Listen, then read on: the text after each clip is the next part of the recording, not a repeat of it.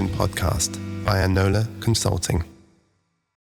Well, what a delight. I'm joined today in the studio by Natalie Venturini, also known as Nat, I think. So yes, we go for Nat or Natalie for this? I really don't mind. Well, you can choose. This is an inclusion Let's go for concept. Nat. Let's go for Nat. That's right. Interestingly enough, Nat, the whole conversation about names is a big issue, actually, isn't it, in inclusion? Because, isn't it? You can imagine that I've never met you before, and I just decide to contract your name and say, "Hello, Nat." Oh, how dare you? You don't know me.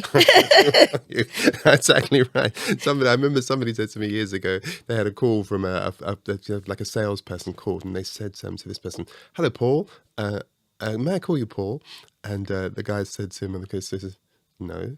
If I let you call me Paul, what will my friends call me?" And I thought, that's a very interesting point. Each to their own. Each to their own. Well, listen, I know that you're the marketing leader. You manage the marketing piece for Stanton House, don't you? Which, of course, is one of our partner firms, which we're delighted to be able to work with. And the relationship we've had with you over the years has been a real joy to us. So I'm so glad that you're in the studio chatting to us. Thank you so much for having me today. You're very welcome. And for those who don't know Stanton House, check them out. They do fantastic work. You're involved in recruitment pieces, executive recruitment in the UK and across North America as well, aren't you? That's right. And particularly, you've produced recently a neurodiversity guide, which has been fantastic. So I had a good read of that before and hope I remembered lots of stuff for our interview. Thank you. So look, we want to talk about the whole notion of the neurominorities. It's a big subject now, particularly within our inclusion conversation. But you have a particular place in this story, don't you? And one of the things I've noticed now over the years is when I work with clients, and when clients are really lent into a particular subject, we have a concept about the 7 whys, why you're interested in something, and this arc goes from sort of complacency to crisis to compliance to competition to, I don't know, maybe conscientiousness. But then you reach this final person, and that person is there because of a level of consciousness. They are so completely in the space. And whenever I kind of pull back the covers a little bit and find out why is it that you're so invested in this agenda, there's nearly always a personal story attached to it. I think yours is the same, right? You're absolutely right. I've worked in the recruitment industry for all of my professional career, but neurodiversity and the topic really comes from a personal place. And I have my own personal story to tell as to why it's become such an important topic for me. Amazing. So yeah, I'm sure we'll delve in. Can we jump into that? We certainly can. I know you've got, you have a neurodivergent son, right? Yes, Leo, isn't it? That's right. You've got 2 children, am I right? You're right. Aria and Leo. And tell me about Leo. Yeah, so I'm a mother of 2 children. Aria is 10 years old. Leo is nearly 8 years old. Bless him. But by the time Leo was about 2, my husband and I, started to realise that he was actually quite different. He lost the few words that he had started to use, and he soon stopped talking altogether. At night, he would stay awake for hours and hours, banging on walls and doors, and always wanting to get out into the garden to be on his trampoline. Wow. He didn't really interact with other people, but particularly other children, and he didn't play with toys. But the one thing that was really kind of stood out to us and got worse over time was his hypersensitivity to sound. So he would have huge meltdowns whenever he heard certain noises. So even me brushing my teeth would set him off. As sensitised as that? Yes, absolutely. A dog barking way off in the distance, he would just fall to the ground, and he'd start to bang his head very hard on the ground. And it got to the point that he was actually doing this hundreds of times a day, and his poor little head was very bruised. It had a permanent big bruise on his head. It was incredibly hard to watch, but also to predict and to stop. But he's since been diagnosed with autism spectrum disorder, ASD, as well as attention deficit hyperactivity disorder and sensory processing disorder, which in his case means he's hypersensitive to both sound and touch. To this day, he doesn't use speech to communicate. He has his own language, really. So he can't tell us if he's sad, he's happy, he's unwell, or if he needs a bowel movement, for example. So we have to be hyper vigilant. And as I say, read his body language a lot more. Leo has lots of wonderful vocalizations, very repetitive, and also very intricate hand gestures that, again, are very repetitive, which is known as stimming. And when Leo's having a good stimming session, he's really happy. We can tell he's really happy. And he doesn't really like to be interrupted in those moments. It's almost like he's visualising something or he's acting something out. So yeah, it's he's got his own language that we've learned to read, really. He avoids most demands that are placed on him, really simple things like getting dressed, going upstairs to bed, having a wash, getting into or out of a car. So I guess, doing the normal things Sure. that you and I might take for granted, like going to a shop or having lunch in a restaurant. It's just not possible with Leo. The things that he finds really challenging is transitioning from one environment into another, or any waiting around. If we have to wait for anything, it's game over for us. We have to remove him from that situation, or get home as quickly as possible. We were once stuck in traffic, in a bad traffic jam, and the car was stopping and starting all of the time, and that stopping and starting, caused him to just agitates and yeah, he just couldn't cope with it, and he actually smashed the window with his head. But that's an extreme example of how he can't wait for things. He gets so distressed in those moments. So yeah, an extreme example, but nevertheless a good one, I think, to demonstrate really powerful. Demonstrate his inability to wait for things. But he. I guess another example in how things manifest in day-to-day life for Leo is his lack of tolerance for clothing. So I mentioned Is that the sensitivity? touch. Yes, sensitivity to touch. So he's always taking off his shoes and socks all of the time. He hasn't worn a coat in years. So everything we buy for him is trial and error as to whether he'll accept it or not. And it has to be super soft, super comfy to really even stand a chance. He eats lots of weird and wonderful things, everything from mud, trees, leaves, even sand. But we know he's doing this actually because he's seeking sensory input, and it actually helps regulate the way he is, the way he's being. Wow. So we actually leave lots of tissue paper lying around the house that he can tear up, lots of fidget toys. We've got a swing in the house, a little trampoline, basically anything that he can chew, destroy or jump on until his heart's content. So yeah, it's been a learning curve to understand what triggers his anxiety, what triggers destruction around the house. And we've always had to and continue to make adaptations to how we live and to his environment, just to help him cope really with the world around him. Thinking about the adaptations that we've made around the house, we're really lucky to have the support of Leo's grandparents. My mum helps us before and after school. Oh, that's great. And Leo's granddad is always fixing the last thing that Leo's broken around the house. So Leo attends a special school, our local special school, which is wonderful. So he's surrounded by people that actually really understand him. And, we're in a good place now, I think, compared to where we were a few years ago.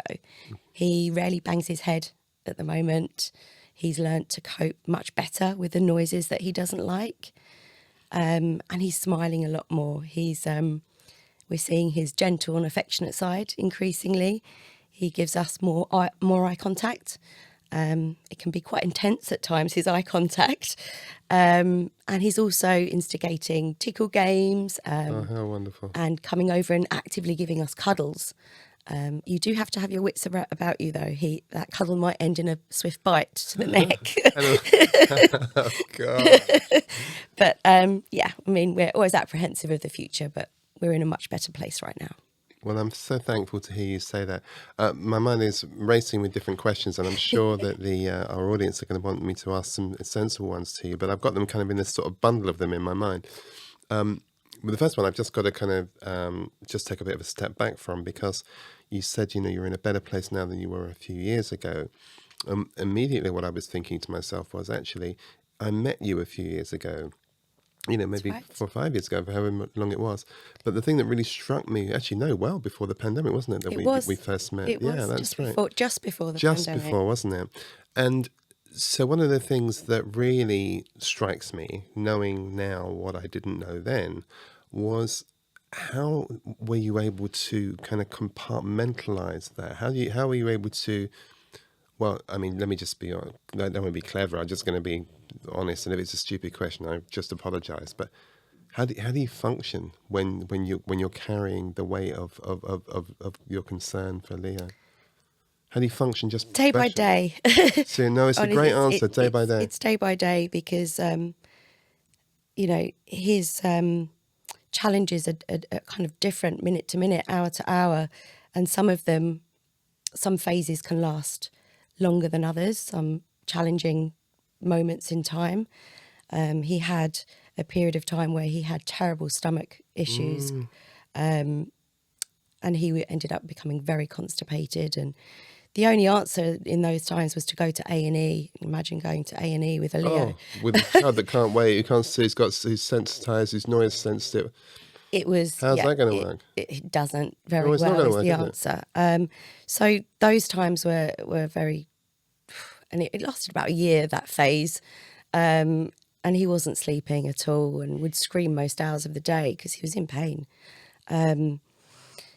We learnt a lot. I'm lucky. My husband's an absolute rock. I've got the support of a close family around me. Amazing. But yeah, it was hard, very hard. Honestly, I'm just sort of sitting here going, I really don't get that. I don't understand how you were able to, because I experienced you when I worked with you without knowing any of this, just experienced you as this consummate, effortlessly with this kind of effortless effort that you seem to succeed in your work at. And I was just like, what? And you were holding all of that in the background. Well, first of all, thank you. No, I'm just sorry. I'm just like, well, okay. I just need to recognize that. I hope that's not patronizing, because to me it was I'm overwhelmed by that, because it's just amazing to me.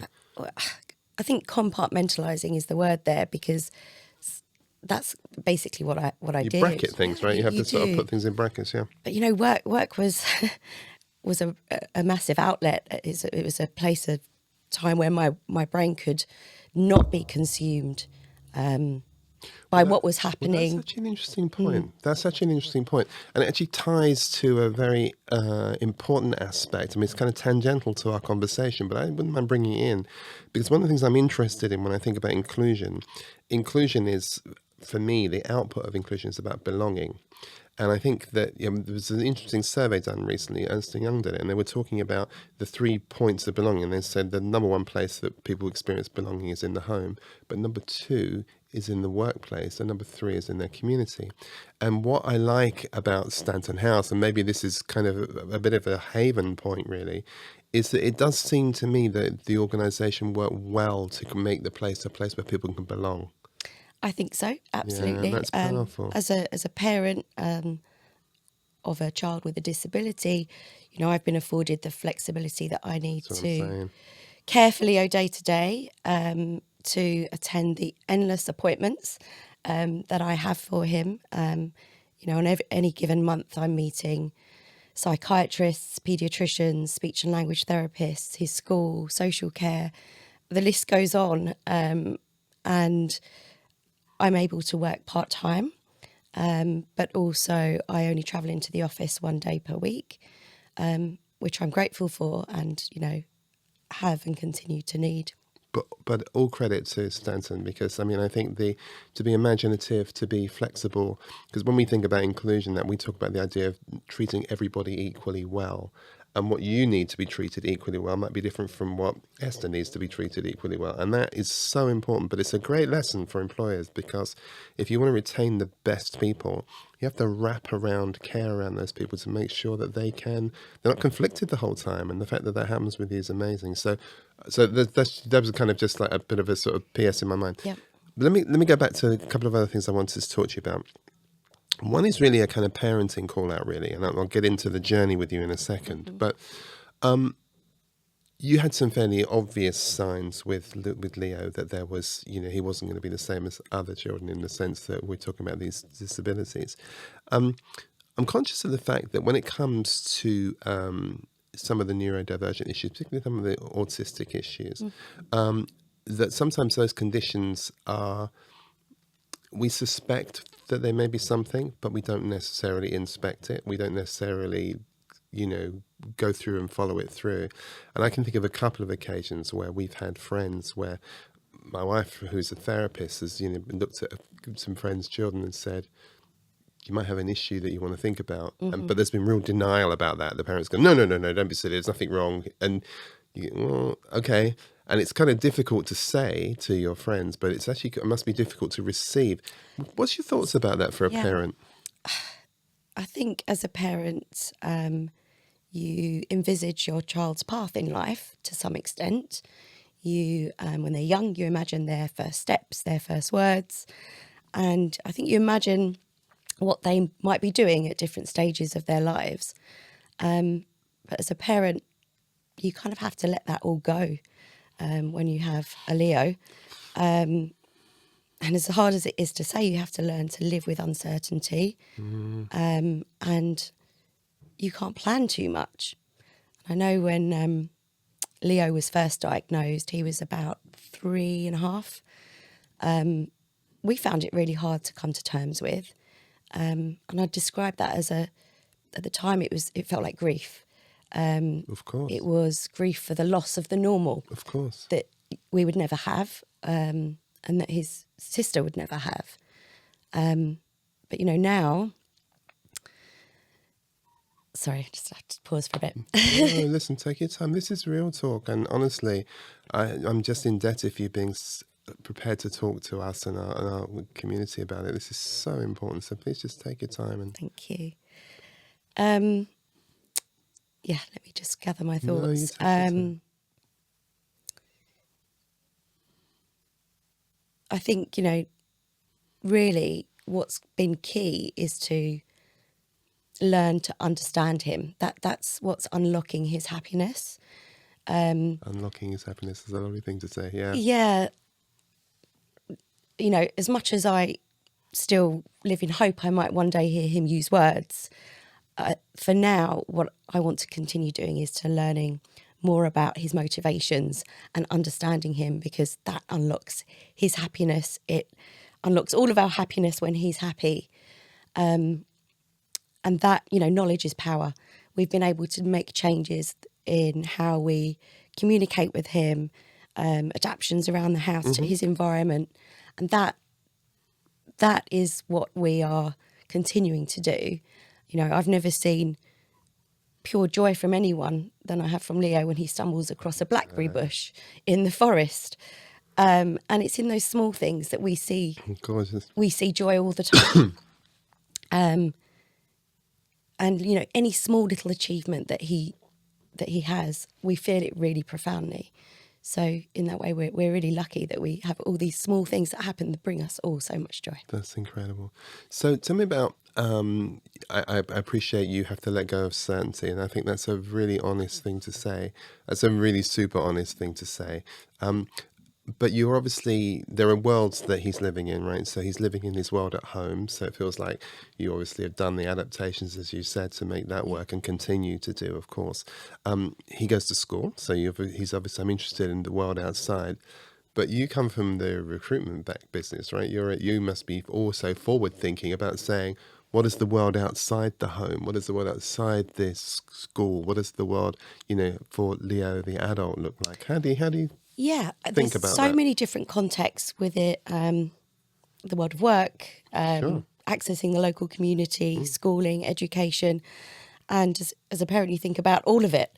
But you're right, the world of work, particularly because I work Yeah, of within the course. world of recruitment, has been on my mind. And I think educating employers about neurodiversity, what it means, how you can be more inclusive to those with different conditions, both within the organisation and throughout your hiring process, for example. It's really important because I'm not talking about a small number of people either. It's estimated that 1 in 5 of us have some form of neurodivergence. As many as 1 in 5. Yeah, so, an organisation of just 50 people, 10 employees will have some kind of neurodivergence, whether it's dyslexia, dyspraxia, ADHD, the list goes on. So I think it's so important that employers are A, aware, and then B, ready to make any necessary reasonable adjustments that they may need to do to embrace those people. And that's the interesting phrase you use, because of course what you're doing is you're making any adjustment reasonable or not, as far as Leo's concerned, because Leo's your son, right? So you'll do whatever needs to get done. When you're talking with employers, help me with that a little bit, because the notion of reasonable adjustments is an interesting one, isn't it? So we can forget parental adaptations. That's, we do whatever. What's your thinking about that? How can we help employers who want to be more inclusive? To your point, you've got 20% of the working community are likely to be in neurominorities. So okay, so you might have very high functioning neurominorities, and I'm certainly in you. Tech is part of your space, isn't it? So I'm sure you're seeing a lot of that in tech and the data space and so on. But what can organizations do in order to make the sort of reasonable adjustments? Because they're not just going to be physical adjustments, are they? Some of them are going to be psychological and emotional adjustments. It's not just me saying, oh, well, we'll put in, I don't know, ergonomic chairs, or we'll put in, Yes. sound bar, or whatever it might be. But there are other adaptations they need to make There are as well. so many things. And I think the important thing to remember is that it's not a one-size-fits-all solution, because what might be a good adjustment for one person might be terrible for another. This is important. Yeah, this is important. But talking about the psychological element there, putting things like an end date to an application for a job is really important for someone that gets anxious about change, or anxious about It's such an when, interesting thought. Yeah. a simple thing like that could make all the difference for someone that gets anxiety around what's going to happen next. Just having the process stepped out. Just having Isn't the that process stepped out, being really fascinating? clear with what's going to happen, who you're going to meet at interview, where you're going to meet them, how long it's going to take, and then don't put surprises on that person. Don't change things without plenty of advanced warning or, notice. Things like that I think are really important and really simple to do. And that's interesting, because and here's a challenge, and you'll know this from your world, right? I always think to myself that the real enemy of inclusion is pace. So when you've got organizations that are running hot, they're running at high speed all the time, then pace seems to me to beget thoughtlessness. And inclusion requires you to be thoughtful, right? So what do I do from an employer's point of view if I'm someone who's at pace, and I like the frenetic stuff, I like the noise, I like the change, I like the spontaneity, I'm all right with the ambiguity, but I like the din, and I'm in an environment where it may not be as progressive as yours, and people aren't necessarily self-identifying. Mm-hmm. So what do we do in that circumstance? I think you have to realise that every job needs different skills. Yeah, So that's good. I think starting from the initial job itself, what are the skills that you need from a person to do well in that job? Don't assume they have to all have great communication skills. If that role isn't customer facing, do they need to have great eye contact? if they're dealing with, It's a great point. It's a great point. if they're dealing with lots of data, autistic brains have actually been shown to spot patterns and identify patterns, A, more quickly and B, more accurately than non-autistic brains. So it may well be a great trait to bring into a role such as a data scientist, for example.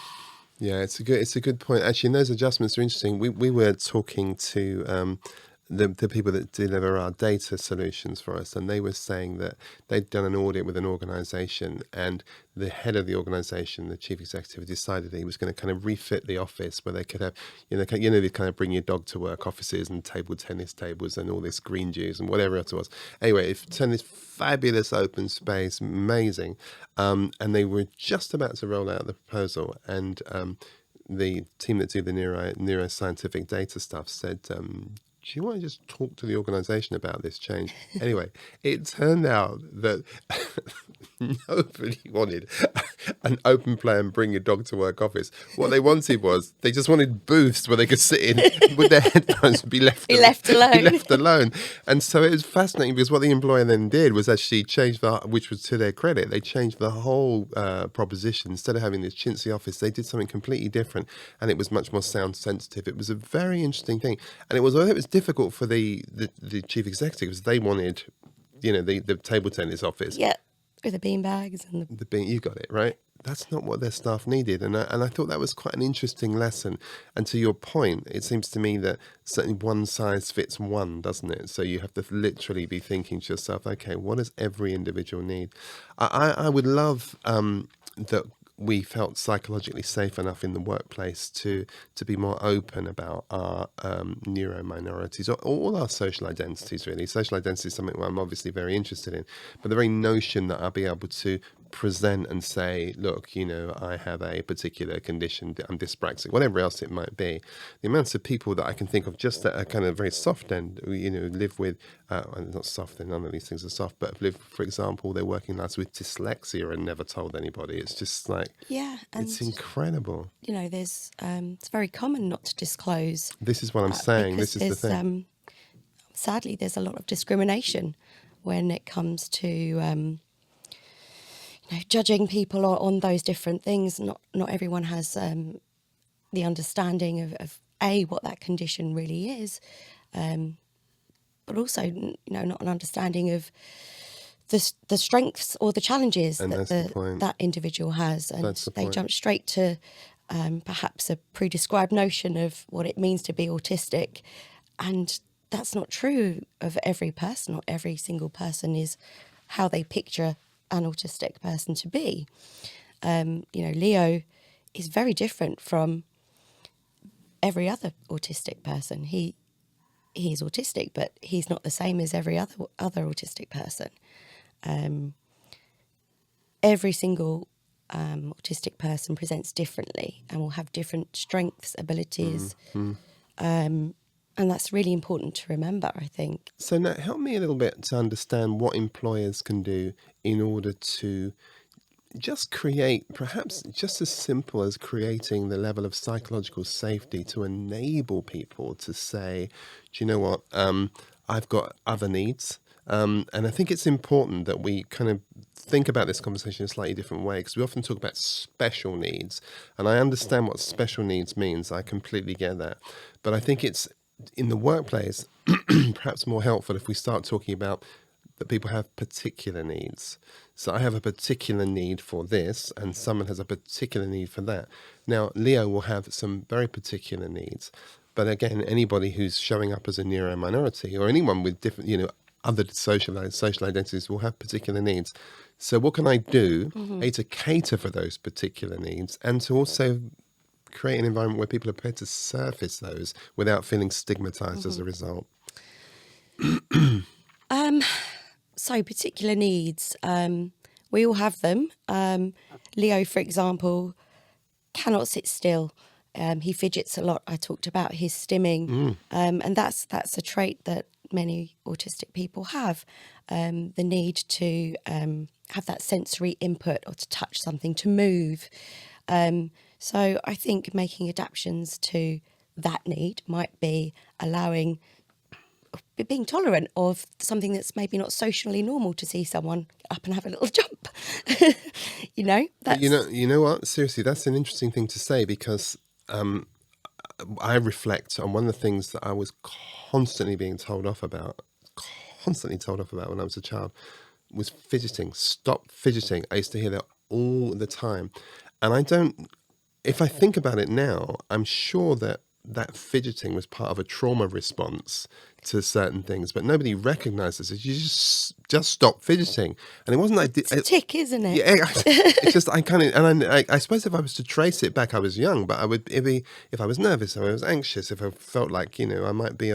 We all stim, we all have little ticks. Is this stim a contraction of stimulation? Is that what it's coming from? I don't know, if But I'm really honest. stimming but is... it's certainly with Leo, he's needing to move. He's needing to That's so do something with interesting. his hands. He needs to jump a lot. And that can go right up into adulthood. Although as you grow older, a lot of individuals actually learn to mask that, and to try and stop doing something that you need to do is really, really difficult. Another thing I know that schools allow more, especially in SEN schools, is the chewing of gum, because they're getting sensory input and they're moving. There's nothing more that Leo loves right now than being pushed around in a trolley when we go to Sainsbury's whilst eating a whole raw cauliflower. Now, we get a lot of looks and comments, as you can imagine, because he eats the whole thing. I mean, the leaves, the stem, the whole thing. But what he's doing is he's regulating himself in what is a very challenging environment for him. Because there's so much going on, There's so much noise, there's people all around. But he needs that cauliflower in that moment to get round that shop. So, yeah, it's not normal, socially acceptable behaviour perhaps. But so I think being flexible to those needs is really important. And that can translate into the community, but the world of work. Another example of, being flexible to different individuals' needs comes from a time when we took Leo, we attempted to take him abroad on an aeroplane when he was a toddler. I can't even imagine how that played out. We went to Portugal, and, you can imagine that the journey was fraught. It was lots of queuing, stopping, starting, everything that Leo really struggles with. But what comes to mind actually is the captain of the airline on the way out was really accommodating and understanding. And we tell them all in advance. But the captain of the airline on the way back wasn't. He actually made us physically restrain Leo in the seat next to us for the whole takeoff and the whole landing, which was 40 minutes up and 40 minutes down, with him biting, screaming, kicking. It was incredibly traumatic for us, for Leo, and for, quite frankly, the passengers around us. And it's a long time to keep someone still in their seat. All Leo wanted to do was to sit on our lap. And the captain on the way out allowed that, and just to use one of the extender belts that you use for children that are under 2. Leo was only just over 2, by the way, at that point. So it was such an easy fix that would have made all the difference in that moment. But there was no bending of the rules at that point, because that was the process. But I think that's an example of an airline, an employer, not really listening and understanding, not being empathetic to what could have made such a huge difference at that point, right? It's I cannot begin to tell you what a brilliant example that is. So, because I was going to say to you, so what's the difference in your mind between the two airline pilots? I think they both had the awareness, because they were both told. So they're both aware. Both aware. One had empathy, the other did not. One was flexible, the other was not.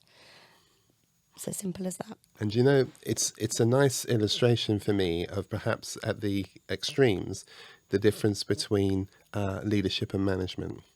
Because I think the distinction is quite simple, that the manager is concerned with doing things right, whereas the leader is concerned with doing the right thing. I couldn't agree more. And the distinction is played out so beautifully in this example. But the thing that struck me about that story when you told it the first time round, it just took me back to where we began our conversation. And I was thinking to myself, maybe this is the whole thing, that for you to have the level of understanding and empathy, the reason you have that is because you love Leo, right? You and your husband and your daughter love your son, her sibling. And that love begets a number of things. Love is free of judgment. Love is only accepting. And love understands. And I think, in a very serious way, I think that we've forgotten that in the workplace, because we really don't need people that love leadership. We need loving leaders. We need people that genuinely care about the people they're leading. And for me, this is a real tension point within the inclusion conversation, because I think that we've done something radically wrong. When I first went to work, we used to go to the personnel department. And if you went to see personnel, you could expect a cup of tea, maybe some biscuits. It was a nice place to go. Today, if you get a call from HR, that's not good news, right? HR call you, that's not going to be good. And part of the reason for that is it seems that HR, and this is a slight parody, of course, I think the notion is we're thinking about humans as being resources, and they sit on our expense column and our balance sheet, and they're just resources. And when we're trying to look at our business, if we've got spending too much money, we look at what are we spending on resources. So they're just numbers on a spreadsheet. And what I think this story about the airline pilots tell me is there's a difference between thinking about humans as resources and thinking about how can we resource humans. That's a lovely, lovely way of putting it. That's what we're trying to do, right? If we can resource humans, and we can resource Leo, and we can resource you, and we can resource me, then I think we just get better outcomes, right? Because we do. In that instance, everybody we would wins. have had a nice holiday. You have a nice holiday. All the other passengers on the flight have a nice flight. Yeah. Leo has it fun. What's the problem? Yeah. What's the problem? Yeah, eating a cauliflower round the shop is not bringing anyone any harm. I've got no problem with that. And for the record, they pay for the cauliflower. We're actually thinking of giving Leo a cauliflower for his birthday wrapped Amazing. up, because he'd much prefer that to any other Isn't present. that brilliant? Let me ask you one final question. You've been just a joy to talk to, Nat, by the way, so thank you again. Let me ask you one final question. A word of advice or counsel or comfort or wisdom Yes. for parents, because obviously you're journeying this, as 1 in 5 parents will also be on this sort of a journey at one level or another, but to your statistical point. 8 years in, what advice would you give? As you said, Leo's journey and our experience will be unique, but I'm sure some of the things I've said will resonate with parents with neurodivergent children. But I would say, if your child's young, make sure that you get referrals with the right health professionals early. That's important. Don't underestimate how long assessments and diagnosis can take. So Leo's diagnosis took just over 2 years, and that's a very typical waiting time for young children in England right now. Also, we were unprepared for the uphill battle that we would have to get Leo into a special school. It was actually making headlines on the news last night about the lack of spaces in special schools. There's a huge lack of funding as well. We had to really battle with our local authority. They wouldn't even assess Leo to begin with. So we actually had to appeal their decision, and we almost had to go to tribunal. Thankfully, we didn't get to that point, and he is now in a special school. But spaces are really hard to come by, and it's actually, like winning the lottery to get a space at an SEN school today. So many parents of children aren't actually in the education system because there's no setting that will meet their needs. Yeah, there's no. And Leo's wonderful school, in fact, can't afford to be open 5 days a week. So that's really tricky for any working parent. So advice is to start things off as early as you can when it comes to schooling and assessments and diagnosis. Really, really good. Nat, thank you so much. I know that the people that are going to watch this are going to be absolutely indebted to you. Honestly, it's so gracious of you Thank just you to so come much. and share, and such wonderful stories. I sure next time I'm in the supermarket, I should look out for Yes. California cauliflower eating children running around the place. Listen, thank you so very much for joining us for the Human Inclusion Podcast. I hope you've enjoyed it. I'm hard to believe that you wouldn't have been moved by this wonderful conversation. And by all means, tell people, share their podcast, and reach out to Nat and to Esther at Stanton House. And I'm sure they'll be happy to help you, and also get a hold of their guide, because they've got a very, very interesting neurodiversity guide for employers. So you want to make sure you get hold of that as well. Thank you for being with us, and we'll look forward to seeing you next time.